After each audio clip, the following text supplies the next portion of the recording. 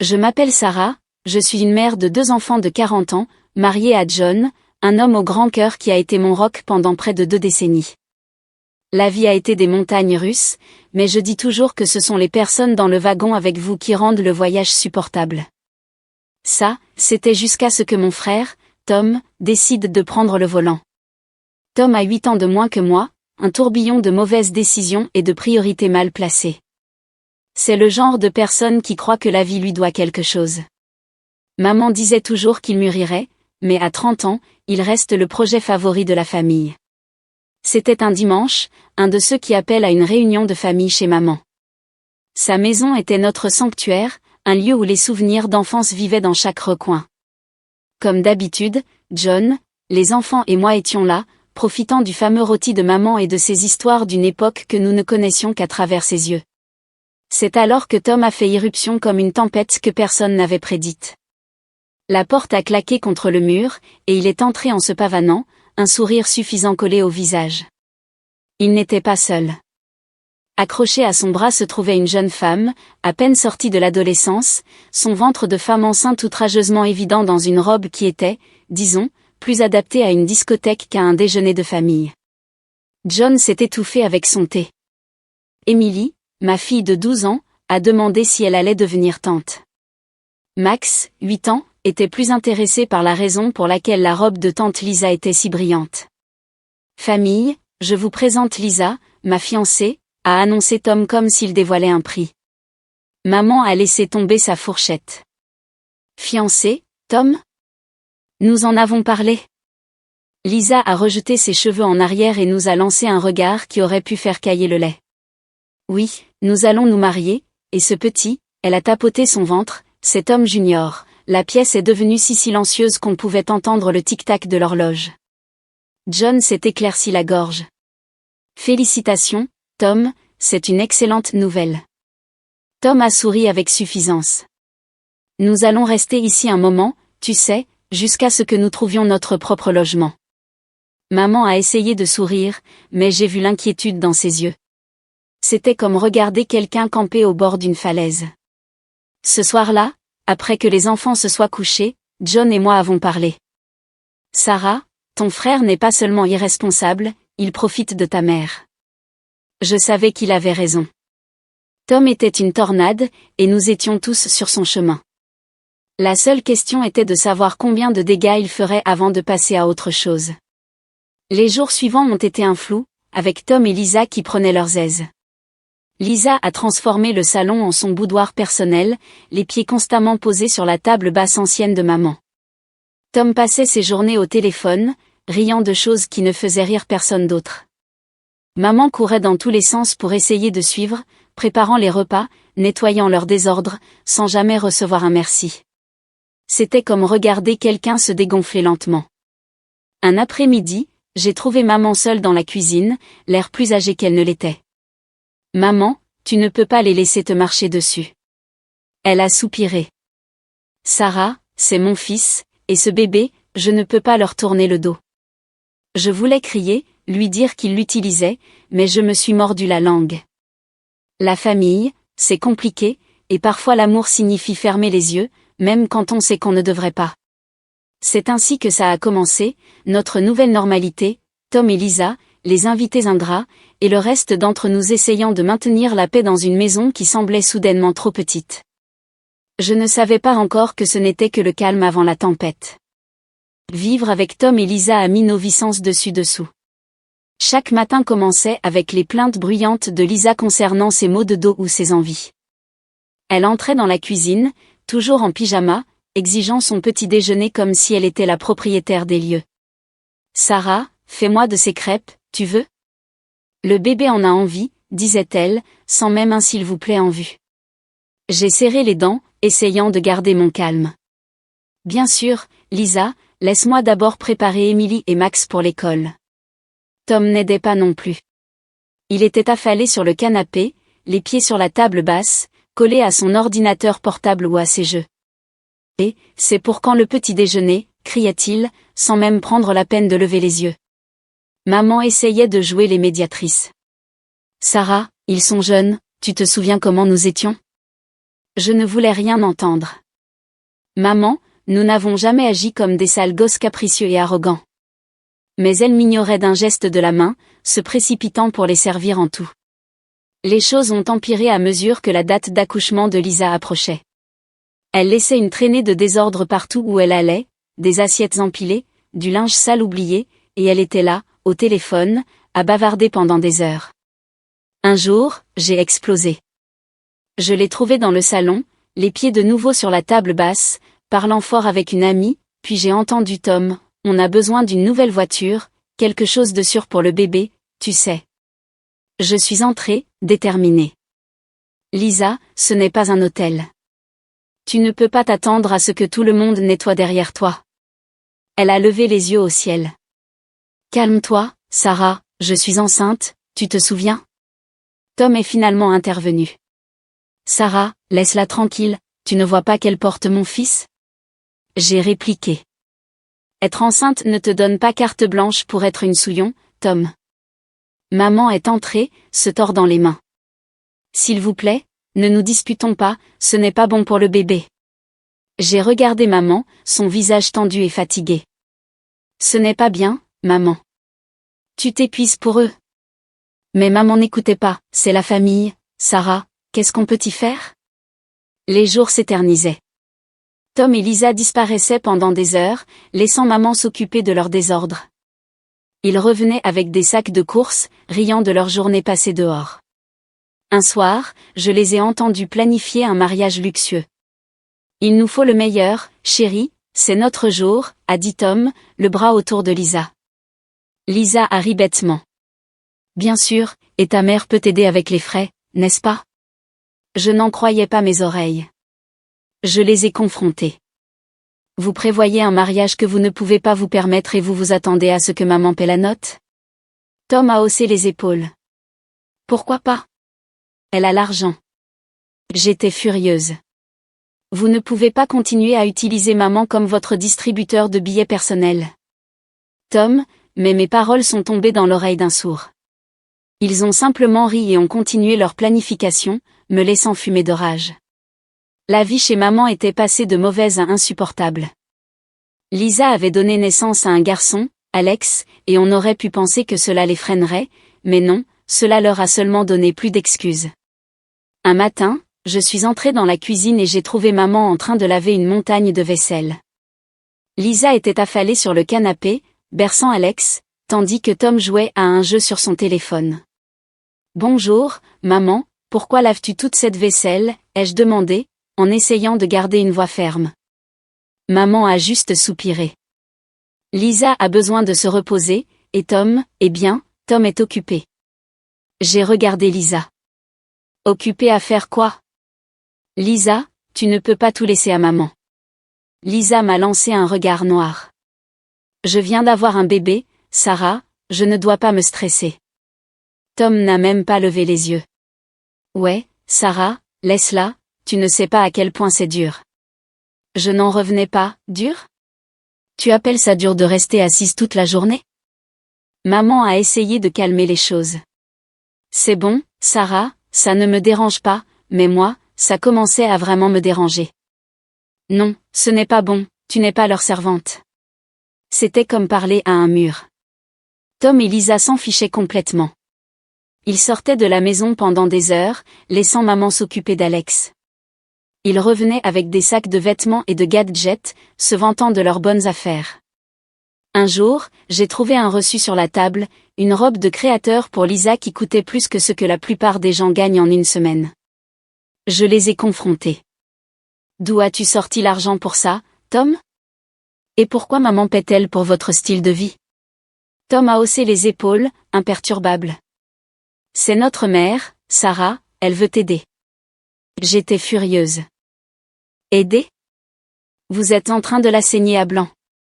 C'est alors que Lisa est intervenue, souriant avec suffisance. Si elle est d'accord, pourquoi pas? Et d'ailleurs, qu'est-ce que ça peut te faire? Je n'en pouvais plus. Je devais parler à maman seule. Maman, tu ne peux pas continuer à leur donner de l'argent, ils t'utilisent. Maman a simplement secoué la tête. Je ne peux pas les abandonner, Sarah, surtout pas Alex. J'ai essayé de la raisonner. Il n'essaie même pas d'être responsable. Tom ne cherche pas de travail, et Lisa ne fait que dépenser ton argent comme si c'était de l'eau. Maman a détourné le regard, sa voix à peine un murmure. Je sais, Sarah, mais ce sont mes enfants, je dois les aider. Je me sentais impuissante, regardant ma famille s'effondrer. Tom et Lisa étaient comme des sangsues, drainant tout et ne donnant rien en retour, et maman, que Dieu la bénisse, était trop bonne pour le voir. Je ne savais pas combien de temps encore je pourrais supporter ça. Le point de rupture était proche, et je craignais ce qui se passerait lorsque nous l'atteindrions enfin. Les choses ont empiré quand maman est tombée malade soudainement. C'est arrivé si vite. Un jour, elle était comme d'habitude, et le lendemain, elle était alitée, l'air fragile et faible. J'étais à son chevet, lui tenant la main.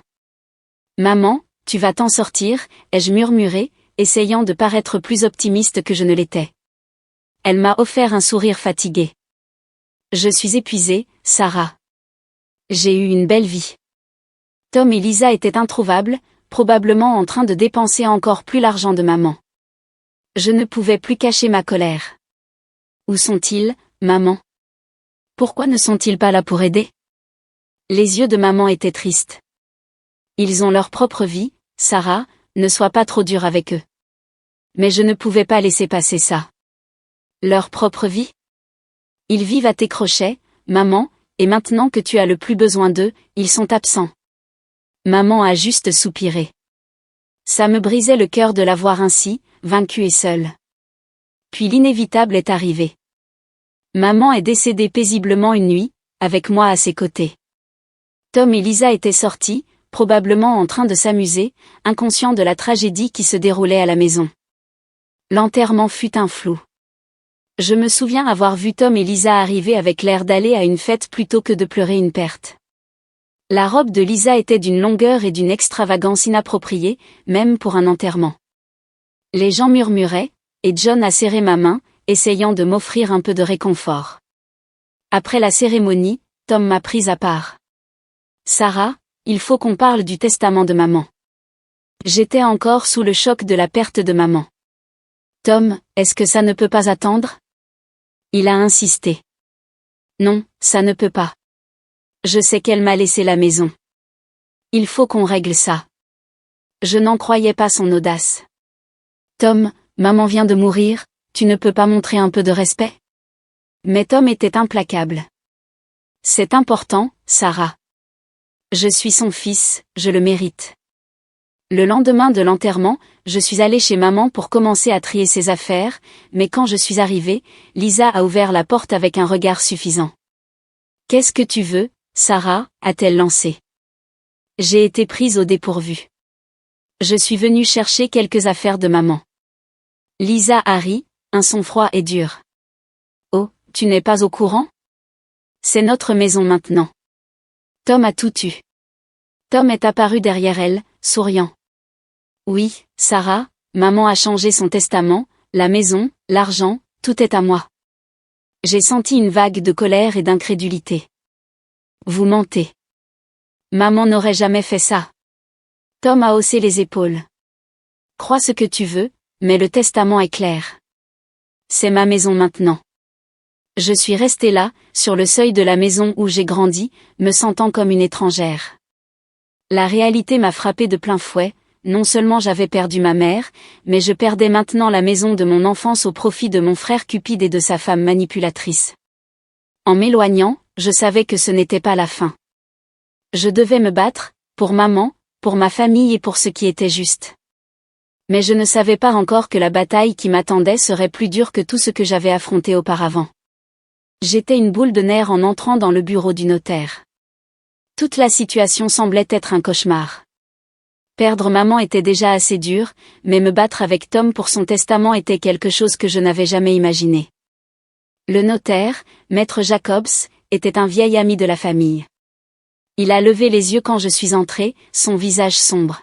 « Sarah, je suis désolée pour votre perte. Allons droit au but. » J'ai hoché la tête, essayant de stabiliser ma voix. « Maître Jacobs, Tom dit que maman lui a tout laissé. Ce n'est pas possible.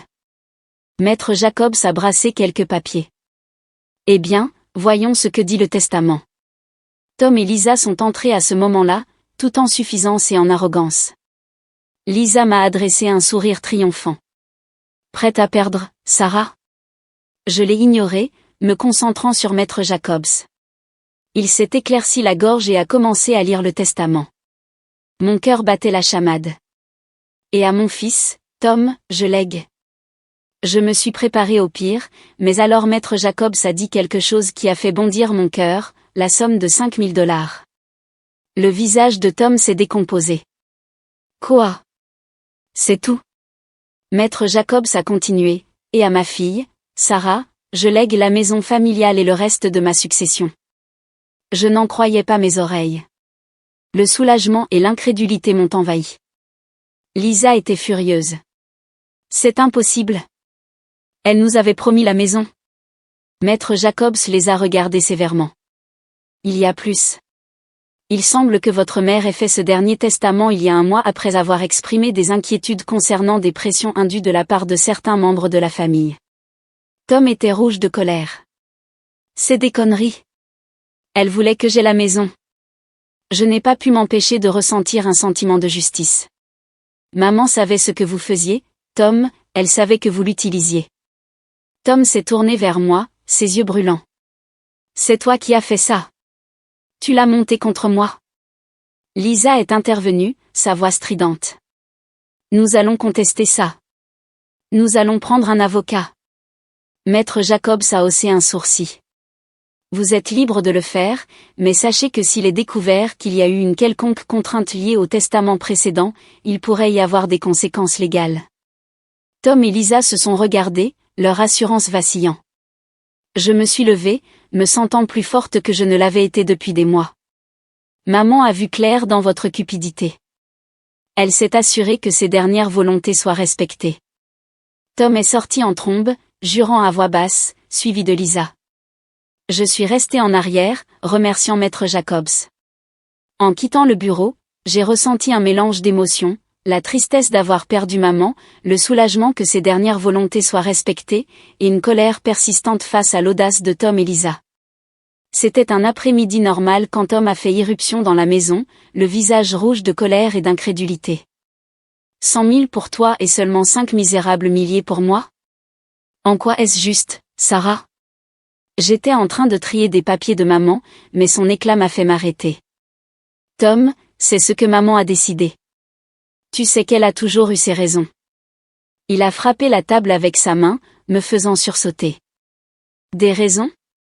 Quelle raison pourrait-elle avoir de me baiser comme ça? J'ai pris une profonde inspiration, essayant de rester calme. Peut-être parce que toi et Lisa, vous l'avez saigné à blanc pendant des années? Le visage de Tom s'est tordu de rage. C'est ce que nous méritions. C'est à ce moment-là que je l'ai trouvé, caché dans un tiroir, une lettre de maman. Son écriture était reconnaissable entre toutes. Je l'ai sortie et j'ai commencé à lire. Les yeux de Tom étaient fixés sur moi, un mélange de curiosité et de peur. Qu'est-ce que c'est? C'est de maman, ai-je dit, la voix ferme.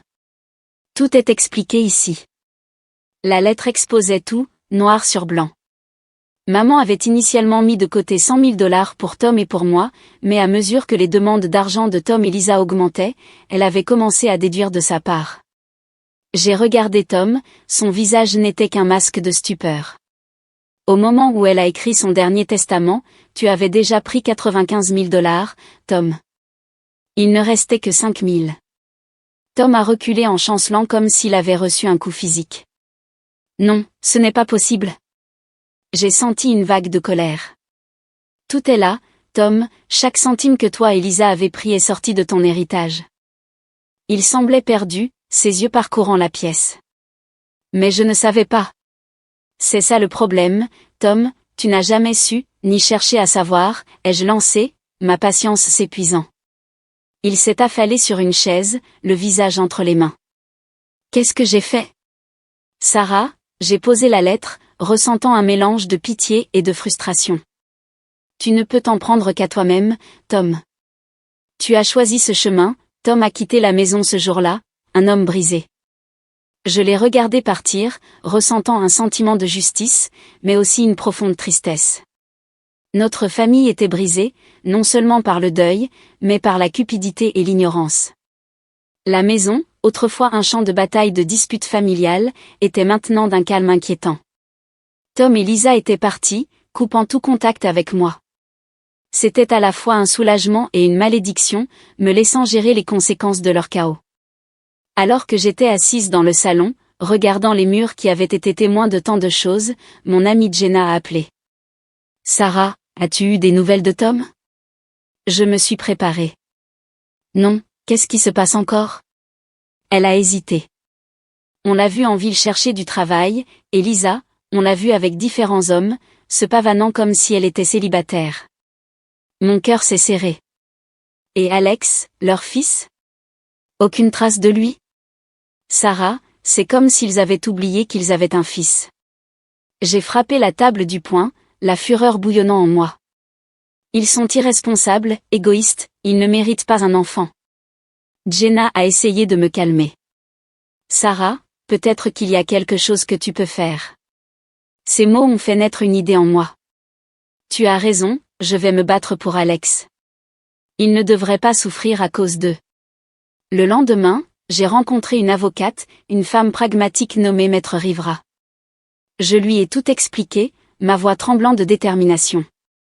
Donc vous voulez demander la garde de votre neveu, a demandé Maître Rivera, les yeux vifs.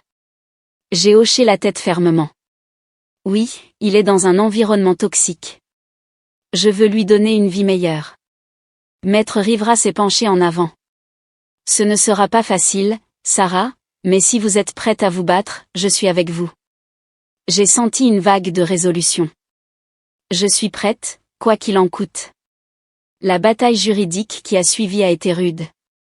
Tom et Lisa étaient imprévisibles, parfois coopératifs, parfois hostiles, mais je n'ai pas reculé. Un soir, après une journée particulièrement épuisante au tribunal, John m'a entouré de ses bras. Tu fais ce qu'il faut, Sarah. C'est dur, mais c'est juste. Je me suis appuyée contre lui, épuisée mais pleine d'espoir. Je veux juste qu'Alex soit en sécurité, qu'il ait une famille qui se soucie de lui. Le jour où le juge m'a accordé la garde temporaire d'Alex a été doux amer. C'était un garçon adorable, confus et effrayé, mais peu à peu, il s'est ouvert à nous. Emily et Max l'adoraient, et il a apporté un nouveau type de joie à notre foyer. La réaction de Tom fut un mélange de colère et de défaite. « Tu m'as tout pris, Sarah. » Je l'ai confronté, ma voix inébranlable. « Je protège Alex, quelque chose que tu aurais dû faire. » Alors que Tom partait en trombe, j'ai réalisé que notre relation ne pourrait peut-être jamais être réparée, mais il ne s'agissait pas de nous, il s'agissait d'un petit garçon qui avait besoin d'un foyer stable. La vie avec Alex était une nouvelle aventure. Il y a eu des défis, bien sûr, mais aussi des rires et de l'amour. Il devenait partie intégrante de notre famille, et j'étais déterminée à ce que cela devienne permanent. En regardant en arrière, je savais que j'avais pris la bonne décision. Il était temps pour de nouveaux départs pour nous tous, une chance de guérir, de grandir et de construire un avenir plein d'amour et de stabilité. C'était l'héritage que je voulais laisser, un contraste saisissant avec l'égoïsme et la cupidité qui avaient un jour menacé de nous déchirer. La maison, autrefois un rappel de la discorde familiale, était maintenant remplie de rires et du trottinement de petits pieds. Alex était devenu partie intégrante de nos vies, sa présence une source constante de joie et d'émerveillement. Un soir, alors que nous le bordions, il m'a regardé avec ses grands yeux innocents. « Tante Sarah, je vais rester ici pour toujours ?» Je lui ai caressé les cheveux, le cœur gonflé d'émotion. « Oui, Alex, tu fais partie de notre famille maintenant. » Il a souri, sa petite main saisissant la mienne. « J'aime être ici. Emily et Max sont drôles. » Je lui ai embrassé le front. « Nous adorons d'avoir ici, mon chéri. » En sortant de sa chambre, John attendait, un sourire fier sur son visage. « Il s'intègre vraiment bien, n'est-ce pas ?» J'ai hoché la tête, ressentant un sentiment d'accomplissement. « Oui. Nous lui donnons la vie qu'il mérite. » Le lendemain, j'ai reçu un appel de Maître Rivera. « Sarah, c'est officiel, le tribunal vous a accordé la garde complète d'Alex. J'ai failli laisser tomber le téléphone, des larmes de joie coulant sur mes joues. Merci, maître Rivera, merci pour tout. Après avoir raccroché, j'ai partagé la nouvelle avec la famille. Emily et Max ont applaudi, serrant Alex dans une étreinte de groupe. Même John avait les larmes aux yeux. Nous sommes une famille, a dit John, la voix étranglée par l'émotion, une vraie famille, au complet.